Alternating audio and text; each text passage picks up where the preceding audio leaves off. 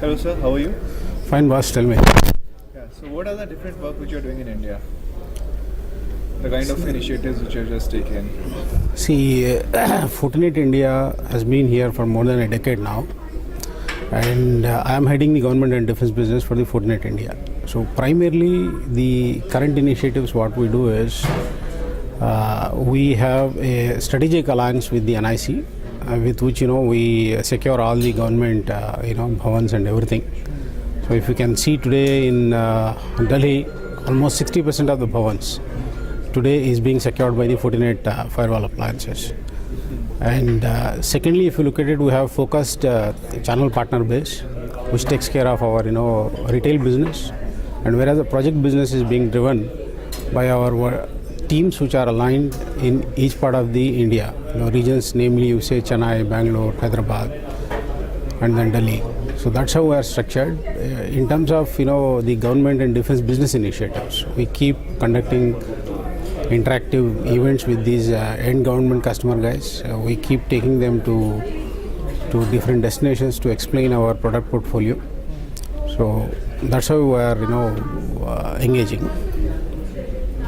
So security breach is always a big issue. We talk about India, we talk about Washington. There is always a threat to the security. So what are the different kind of solutions which you are providing? See, security landscape predominantly is very dynamic. Today you think that I have a solution in place, and you don't have a solution in place. So that's the kind of speed at which things keep changing. So Fortinet is uniquely placed in the marketplace to address government security because of the unique proposition that we have our inbuilt research team, threat research team, which continuously does the research. If you can see that in the marketplace today, there are two types of vendors are available. One vendor which is actually supplying a part of software and then hardware. Rest of the threat management, threat research. See, for example, you have a new virus coming in. Who's going to tell you that new virus is coming in? Am I right? A new attack is going to come in. So those vendors will have to get it from other people. Whereas Fortinet is uniquely positioned to do that research on its own. We have offices in Canada, US, other parts of world, and we directly pump in all that threat intelligence in real time to all our security appliances. That's how, if you talk about zero-day protection or dynamic threat management, fast, how do you respond fast? So Fortinet is way ahead of others because of this, backed by this threat research. Today if you look at it, almost 40% of employees of our total strength currently focuses on only threat research. And that threat research comes from various parts of the globe. These guys will keep looking into it. For example, if your video camera is there, camera, there's a file in it, am I right? That file somebody sends from some of the regions back to our Canada office where the threat research team sits. They look into it every day, see if there is any credible threat in it. So if they found a threat, and also if you can see the major application vendors, like Microsoft, Adobe, go to their sites, they will acknowledge the fact that most of their vulnerabilities in their applications have been found by our lab guys, FortiGuard lab. So what kind of solutions you have for the defense sector in India? See, predominantly if you look at it, today government e-governance projects lacks fundamentally three things. I must tell you what is the basic thing that you need to have once you have data in place. It's confidentiality, it's integrity that nobody alters it, okay, it assurance that it is always available, am I right? So these three things has to be there. For example, if today you see confidentiality, security is lacking in government projects. Most of the government projects, if you today look at, have a basic firewall, am I right? If basic firewall is not properly configured, then anybody can get in, am I right?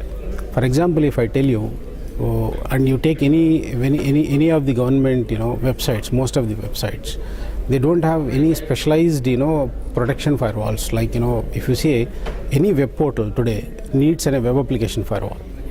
But most of the government departments, if you see, they think that they put in a firewall, it's secured. It is not like that. A simple firewall does the job of a general physician. Okay, it looks into all the things in a very holistic fashion. When it comes to the web portals, websites, you need web application firewall. So Fortinet is well positioned to supply, address the market of web application firewall, which is predominant requirement, because the basic root cause of hacking it happens because any web portal which is open, in the sense open, right, it's only protected by firewall. That's a general physician. It cannot look into the sophisticated attacks. Sophisticated attack has to go to a specialist. So today in the marketplace, if you look at it, apart from the firewall vendors, routine firewall vendors, Fortinet is uniquely, positioned in the marketplace to address this particular requirement of web application firewall. So do you have any yes. project in Jammu and Kashmir? See, today if you look at it, we have multiple projects across the India, what we have already won, and for example, you take UIDA, Unique Identification Authority, where we are protecting them, and then you have Central Board of Direct Access, where, and then you have ANU network. The entire India's ANU network is being protected by Fortinet. And anyhow, I said all the ministries like Bhavans, Shastri Bhavan, all these Bhavans are being protected by us. So what are the challenges which you're facing as of now? See, challenges basically is in government it's very, budget is one of the major constraint and approval process if you look at it. And also you need to do a lot of education to them, because the difference in government and normal selling is that in government today, computerization, if you look at ICT initiatives, are at a very, nascent to medium stage. You don't think that, they have been completed. What happens is that when you build a house, okay, you think of a security, right? How to secure that house. Government issue out here is that they build the applications, they build the infrastructure. Now they think that they require the security. For example, I'll throw you an example. The example is that, state election commission, every state election commission has the electoral, online registration system. Am I right? Each of these state election commissions have their different applications and whatever way they do it, right? So you see most of the times, if one employee or, one data center guy who is accessing to this database, am I right? He might go and delete the entire block level or a booth level voter identity stuff in it. Is actually, when you generate a electoral payroll, you won't get it as actually. And for example, the other challenge that, in the government, if you look at it, huge private information, huge database is available, huge database in the sense like, you take this NPR, National Population Registry, or you take, for example, any bank databases actually.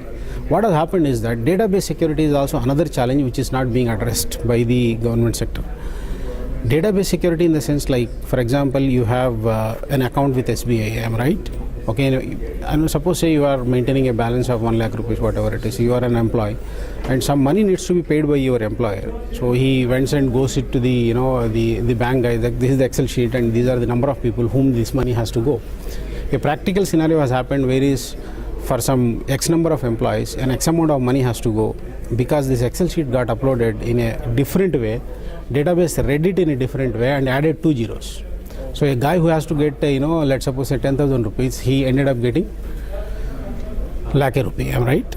So if you have a database security, solution in place, it could have alerted. So majorly if you look at it in government today, lack of understanding in terms of firewall if we deploy firewall, it will take care of everything. So it's just an access control, and after that you have to look at the web portal security by having a solution which is going to be a web application firewall, then your database security. And then fourth, if you look at it, you have a pure authentication mechanism in place.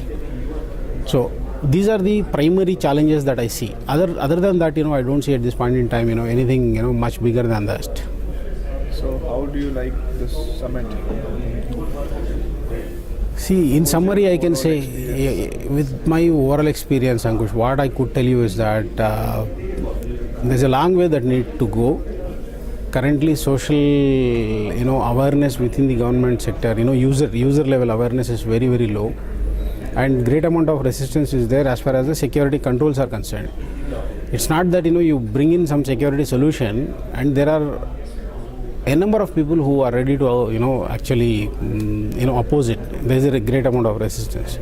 So overall, if you can look at it, there is a huge amount of work that need to be done to protect the ICT infrastructure, where multi-billion-dollar of investment is going or has already gone.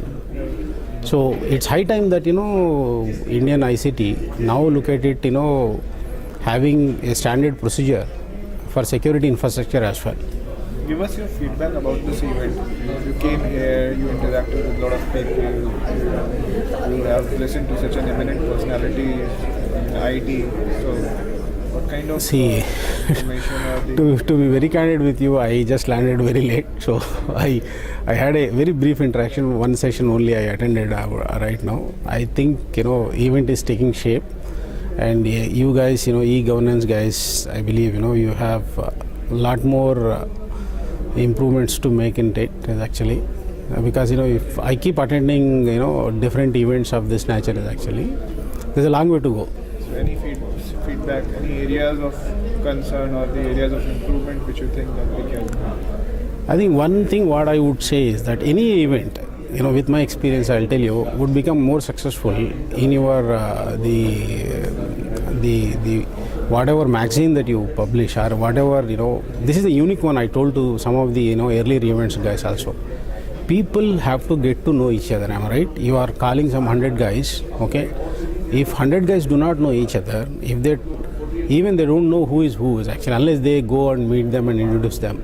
So one unique idea what I have thought of is in the last, probably I would have attended some 50, 60 such events. It's important that a note needs to be, taken out in prior in electronic form and put a photo of the attendee, all right, be it whoever is the attendees coming in and their names, so that people who come here may know that okay, MMRDA X guy is coming. This is his, he can recognize his photo. Sitting at this portion Yes. of the- So that he can go and simply call him with the name, saying that hi Samir, how are you?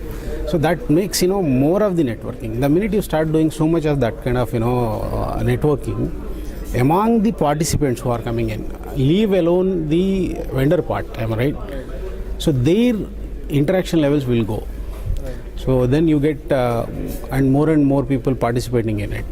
See, if somebody comes, he's sitting alone, am I right? He doesn't sit alone for more than 8 hours, 9 hours and listening to these sessions. So he doesn't know who is the secretary of DIT, am I right? He only know the name of DIT secretary as Ankush Kumar, for example. How Ankush Kumar looks like, he doesn't know. And he has the hesitancy to find out also. So there is a problem. There is a problem. That if you can do that, this event will, We'll surely become more take and more. care of that, sir. Thank you so much. Fine. Pleasure having worked with you, sir. Thank you. Chal.